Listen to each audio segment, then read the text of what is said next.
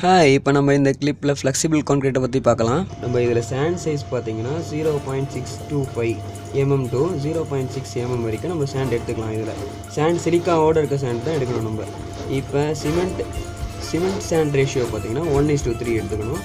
இதில் fibre use பண்ணுவாங்க ஆக்சுவலாக, ஆனால் நம்ம இப்போ யூஸ் பண்ண போகிறது த்ரெட் யூஸ் பண்ண போகிறோம். இப்போ அந்த த்ரெட்டு வந்து வாட்டர் ஹோல்டிங் கெப்பாசிட்டி இருக்கிறனால அதில் யூஸ் பண்ணிக்கலாம். இதில் சிமெண்ட்டும் வாட்டரும் சேர்ந்து ஒரு ஜெல் ஃபார்மில் இருக்கும்போது அது ஒரு நல்ல ஒரு ஸ்ட்ரென்த்து கிடைக்கும்ன்றதுனால நம்ம எடுத்துக்கிறோம். இப்போ நம்ம வந்து இது மோல்டுக்கு ஏற்ற மாதிரி நம்ம எவ்வளோ வேணாலும் எடுத்துக்கலாம் சைஸு. நீங்கள் எந்த மோல்டு வேணாலும் யூஸ் பண்ணிக்கலாம். இப்போ இதில் எடுத்திருக்க மோல்டோட சைஸ் பார்த்தீங்கன்னா 120 mm by 80 mm by 10 mm. இந்த டெப்த்தோட சென்டரில் தான் நம்ம இந்த த்ரெட்டை நம்ம ரீஇன்ஃபோர்ஸ்மெண்ட் பண்ண போகிறோம். இப்போ இந்த ரீஇன்ஃபோர்ஸ்மெண்ட் நம்ம ஸ்ப்ரெட் பண்ணி தான் பண்ண போகிறோம். அதாவது ஸ்டீல் பண்ணுற மாதிரி நம்ம ஒரே ஒரு பாயிண்ட்டை நம்ம பண்ண போகிறதில்ல, ஸ்ப்ரெட் பண்ணியே நம்ம பண்ண போகிறோம்.